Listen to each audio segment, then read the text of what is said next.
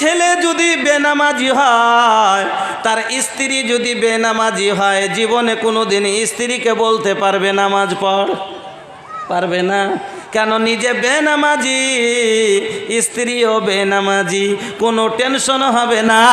কিন্তু একজন মাওলানা সাহেবের স্ত্রী যদি নামাজ না পড়ে, একজন মাওলানা সাহেবের স্ত্রী যদি পর্দা না করে, তাহলে কিন্তু মুশকিল ব্যাপার। গাড়ির দুটা চাকার মতো হয়ে যাবে, দুই রকম হয়ে যাবে। একজন পরহেজগার আর একজন হবে বদকার। তাহলে দু চাকা দুরকম হলে যেমন গাড়ি চলবে না, ওই রকমই সংসারও টিকবে না। এই জন্য চোরের জন্য যদি চুন্নি হয়, লুচ্চার জন্য লুচ্চি হয়, বদমাসের জন্য বদমাসনি হয়, তাহলে বরাবর হলো। ওই রকমই বন্ধু আমার, একজন ভদ্র ছেলের জন্য ভদ্র মেয়ে দরকার আছে, তাহলে সংসার ভালোভাবে টিকবে আমার বন্ধুরা।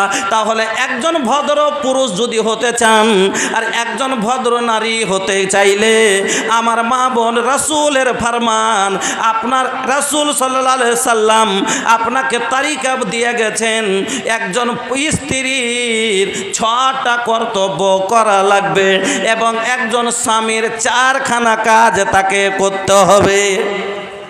1 নাম্বার, স্বামীর ওপরে, আপনার স্বামীর আপনার ওপরে, মা বোন ভালো করে শুনবেন, আপনার ওপরে প্রথম হক হলো স্বামীর খেদমত। স্বামীর খেদমত করতে হবে।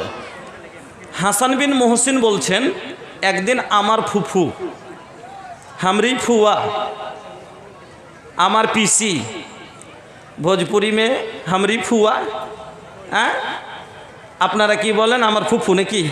আমরা বাড়িতে বলি ফুফু, আপনারা বাংলাতে একটা ভাষা বলেন পিসি, হ্যাঁ। তো হাসান বিন মোহসিন বলছেন, আমার ফুফু একদিন কোনো কাজ ক্ষেত্রে আল্লাহ রসুলের বাড়ি গেলেন। আল্লাহ রসুলের বাড়ি কোনো কাজ বিশেষে গেলেন, এবার কাজ হয়ে গেল। কাজের শেষে এবার আমার ফুফু রাসূলের বাড়ি থেকে বেরিয়ে আসছেন। আমার মা বোন ধ্যান করে শুনবেন, আল্লাহ পাকের নবী হাসান বিন মোহসিনের ফুফুকে ডাক দিয়ে বললেন, আচ্ছা বলো তো তোমার স্বামী জীবিত আছে না নাই? বলে আছে হুজুর, আছে। আল্লাহ পাকের নবী হাসান বিন মোহসিনের ফুফুকে বলছেন, আচ্ছা মহিলা বলো তো তোমার স্বামী প্রেজেন্ট আছে না নাই, মজুদ আছে নাকি? বলে হ্যাঁ হুজুর, আমার স্বামী বেঁচে আছে। নবীজি বললেন, আচ্ছা বলো তো তুমি স্বামীর সাথে কেমন ব্যবহার করো, স্বামীর খিদমত কিরকম ভাবে করো, কতটা করো? হাসান বিন মোহসিনের ফুফু বলছেন, ইয়া রাসূলুল্লাহ, ইয়া হাবিবাল্লাহ, আমার স্বামীর খিদমতে আমি কতটা করি ও আপনি শোনেন।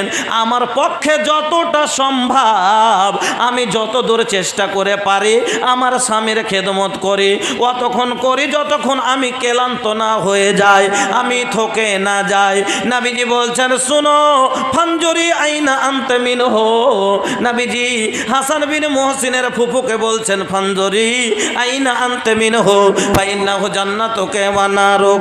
ও মহিলা, তুমি ভালো করে কথাটা বেরে নেই একবার স্মরণ করো, কথাটা ইয়াদ করো। তোমার স্বামীর যে তুমি খিদমত করো, এই খিদমতে তোমার স্বামী রাজি হয়েছে কিনা, এই খিদমতে তোমার জান্নাত যাওয়া হবে কিনা, এই খিদমতে আল্লাহ খুশি হবেন কিনা? ও হাসান বিন মোহসিনের ফুফু, শুনে নাও, তোমার স্বামী হলো তোমার জান্নাত আর তোমার স্বামী হলো তোমার জাহান্নাম। চিন্তা করো একবার, মাথা কথাটা ভালো করে স্মরণ করো। তুমি যে খিদমত করো, এই খিদমতে জান্নাতের হকদার হতে পারবা? এই খিদমতে জান্নাত যেতে পারবা? স্বামী রাজি হয়েছে কিনা? কেন? তোমার স্বামী হলো ফাইন্নাহু জান্নাতুকা ওয়া নারুক, তোমার স্বামী হলো তোমার জান্নাত, জান্নাতুকা ওয়া নারুকা, তোমার স্বামী তোমার জান্নাত, তোমার স্বামী হলো তোমার জাহান্নাম। আমার মা বোনেরা, 1 নম্বর আপনার উপরে আপনার স্বামীর হক হলো প্রথম স্বামীর খেদমত করবেন। 2 নম্বরে, খুব ছোট করে টেনে যাই, 2 নম্বরে স্বামীর অনগত ফারমা বারদারি, স্বামীর কথা মতো চলতে হবে। স্বামী ওয়া আতাআত বালাহা, স্বামীর এতাআত করতে হবে। এতাআত কাকে বলে? যেটা বলছে সেটাই করবে, যেটা মানা করছে সেটা করবে না, স্বামীর কথার বাইরে চলবে না। স্বামী হুকুম দিবে চট করে করে ফেললো।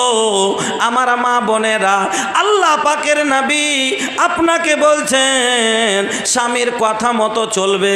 এবার মহিলারা প্রশ্ন করে বসতে বলে, আচ্ছা মৌলভী সাহেব, প্রত্যেকটাই কথা কি স্বামীর মেনে চলতে হবে? আমার স্বামী তো বদমাস, সপ্তাহে 3 দিন ধরে ধরে মারে আর বলে তোর বাপের বাড়ি থেকে টাকা নিয়ে আয়, তাহলে এটাও কি মানতে হবে? আছে না নাই এরকম পুরুষ? অনেক আছে। সাপ্তাহিক 3 দিন করে ধরে ধরে আমাকে মারে আর বলে আজ তো বলে ঘড়ি লিয়াই, আজ তো বলে টাকা লিয়াই, আজ তো বলে উমুক কর, তাহলে কি এটাও মানবো? আরও চলেন, অনেক পুরুষ আছে এত মৌলভী সাহেব আমার স্বামী তো সে অভদ্র, দিল্লি গেছে, চ্যাংড়াটা দিল্লি গেছে, দিল্লিতে দেখেছে ছোট বেটি ছেলেগালা নেকেট কাপড় পরছে, 2.5 কিলো করে আলকাতরা ঘুষছে, আর ঘুষছে মানে এরকম উচ্চা গুল্লার চপ্পল হে ऊंची हील की, चप्पल है ऊंची हील की और ऊँटनी सी चाल, होठों को कर रही है लिपस्टिक लगा के लाल, सौहर के सामने कोई जीनत नहीं रही, बेफातिमा सी अब कोई औरत नहीं रही। উঁচা গুল্লার স্যান্ডেল পরে নেকেট কাপড়, ছোট ছোট কাপড় পরছে, ওকে দেখে খুব ভাল লেগেছে, ওখান থেকে কিনে নিয়ে সে বেকার নিয়ে যাবো যে পরাবো, ওকে দিয়ে ঘুরতে লে বাড়াবো, কইছে এই পর, কইছে কাম নাই, এ কাপড় আমি পিনতে যাচ্ছি, মানুষের কাছে মুখ দেখাইতে পারবো? কইছে তুই আর বাড়ি এলি না, তুই আর কথা মানবি না, তোকে হ্যাঁ মোহর দিয়ে লিসছি তোকে। কইছে তার লেগে এ কাম করবো নাকি? কইছে তোকে পিনতে হবে, এটা আমার আদেশ। তো তাহলে কি এটাও মানতে হবে না? আর একটু মহিলারা প্রশ্ন করতে পারে, মৌলানা সাহেব আমার স্বামী এমন একটা লোক, ফরজের নামাজও পড়ে না, রমজানের একটা রোজাও রাখে না, রমজানের রোজাও রাখে না, আমি রোজা রেখে আছি আর রোজার অবস্থায় এসে বলছে ঘরে আয়, তাহলে কি সেটাও মানতে হবে? আপনারা তো বলছেন যে তোমার স্বামীর হক এত, যদি তুমি আখার পাড়ে থাকো, যদি তুমি চুলায় রুটি করতে বসেছ, একটা রুটি তোমার হাতে ঝুলছে, একটাই খোলা পড়ে আছে, তোমার স্বামী যদি ডাক দেয় হাতের রুটি ফেলে দাও, খোলার রুটি রেখে দাও, আগে তোমার স্বামীর কথা শোনো। তাহলে মৌলানা সাহেব এই অবস্থাতে কি স্বামীর এতাআত করা যাবে?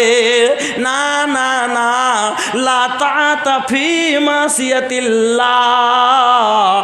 যেই কাজে আল্লাহর নাফরমানি হবে, যেই কাজ করতে গেলে গুনাহ হবে, আল্লাহ অসন্তুষ্ট হবেন, ওই কাজে কাউরির এতাআত করা যাবে না।